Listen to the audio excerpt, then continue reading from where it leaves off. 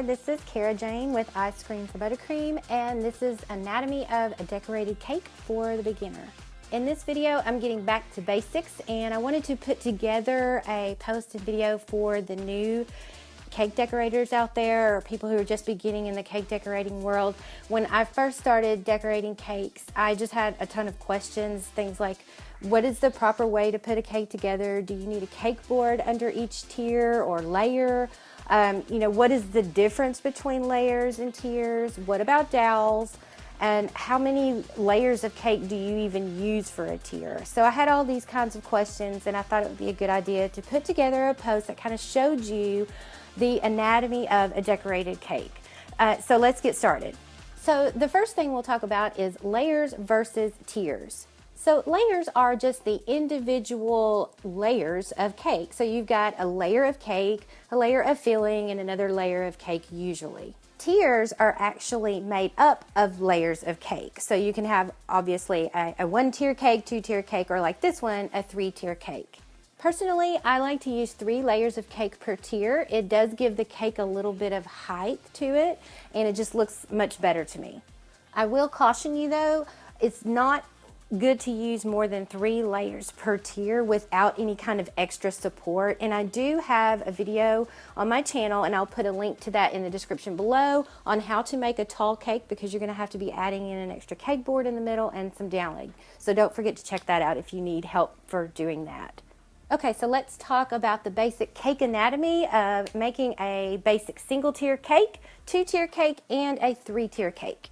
And let's start off with the basic single tier cake. And if you take a look at this diagram here, I've got a lot of stuff on here. So if you want to later, I will put a link in the description below where you can actually print out a copy of all of these slides to kind of reference later. But for now, we'll go through this basic single tier cake. So I'll just start from the top down, and like I said, I like to use 3 layers of cake per tier. So I've got a cake layer, a layer of filling, another cake layer, another layer of filling, and then my 3rd cake layer.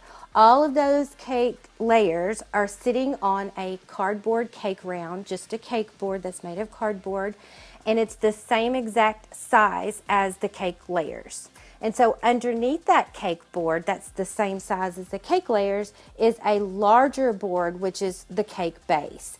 And so the larger board on the bottom should be probably around 2 inches at least bigger in diameter. So if you've got a 6-inch cake, the cake base should really be at least 8 inches.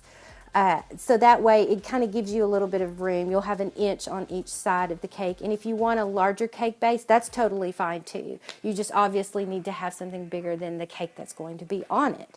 And also, one of my favorite tips here is that when you are stacking your cake onto your cake board, I do like to use a little bit of melted candy melts just in the very middle of that cardboard cake round that's the same size of your cake layers, just to attach that first layer of cake.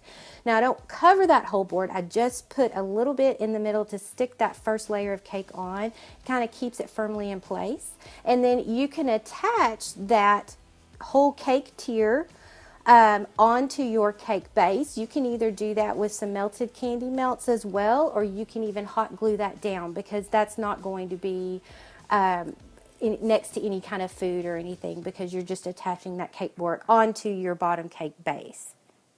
Okay, let's talk about the 2-tier cake. And the 2-tier cake starts out the same way as the single tier cake. On the bottom, you have got your cake base that's at least 2 inches larger. And when you start making tiered cakes, I try to go a little bit bigger on the base. That kind of gives me a little bit of room to maneuver it around. And so the bottom cake tier is the same as we did on the single tier cake. You've got your 3 layers of cake, 2 layers of filling, and your cake board, your cardboard cake round, that is the same size as that bottom tier, is stuck to your cake base. Now the only difference is you're going to be using some dowels in there, and a lot of people will use just some heavy straws. Now we're not talking about the little bendy straws that are kind of flimsy. You don't want to be using those, but like bubble tea straws. You can also get some thicker, it's just really heavy duty plastic, and I like to get those kind of plastic dowels from Global Sugar Art. They're pretty thin. I think they call them buttercream dowels. They've got a couple of different sizes, but I really like them. And then some people just like to use the wooden dowel. So it's just completely your preference on this. And it really depends on how heavy your cake's going to be, how heavy the top tier is going to be once you set that on there. Okay, so we'll talk about the top tier of this 2-tier cake. And it's the same as the bottom basically, just without doweling. But you want to make sure that you do have a cake board under your 3 layers of cake for that top tier. And that cake board needs to be the same size as that top tier. So let's say your bottom tier is an 8-inch round tier of cake, and then your top is a 6-inch round. Just make sure that everything matches. It's all 6 inches. Your layers of the cake for the top tier are 6 inches, and the board that's going to go under that tier is also 6 inches. You do have to have a board under each tier. If you don't, then the dowels are just going to stick right through that bottom layer of cake, and the cake's just going to collapse onto the top tier of the cake's just going to collapse onto the bottom tier of cake. Something has to be set on those dowels. So that's what keeps it standing upright. That's what keeps it completely stable, is there is a board under each tier of the cake. And I do want to point out that the amount of dowels, it's not necessarily 4 like I've drawn here, but it just totally depends on how large your top cake is, or your top tier is, and how heavy that's going to be. So if you've got a top tier that's covered in ganache and fondant, you may want to put a couple extra dowels in there just because it's going to be a little bit heavier. So you're going to need to adjust that per the size of your cake tiers. Okay, and the last cake we're going to talk about is the 3-tier cake. And I really don't have to go into too much detail here because this is the same way we just did the 2-tier cake. We're just adding in another tier. The bottom tier is the same thing. I like to make sure that my cake base is at least, I don't know, 3-4 inches wider than the bottom tier of the cake. I just want a very good, firm, steady base on this, particularly if you're going to be using, or if you're going to be making a fondant covered cake. It's just heavier, especially if it's got ganache on it. So make sure that that bottom cake base is really sturdy. Sometimes people use MDF boards. Sometimes people will use, I've used a foam core board that's also really good and sturdy. But that's just up to you and how heavy the cake is going to be. So basically it's the same as the 2-tier cake. You're going to do your bottom and middle tier, except for you're just adding doweling to that middle tier. And remember, the amount of dowels just depends on how heavy your cake is going to be. And just make sure that you have that cake board under each tier of cake. Okay, so I hope that was helpful for you in learning what the anatomy of a decorated cake is and answers most of your questions that you have about beginner cake decorating.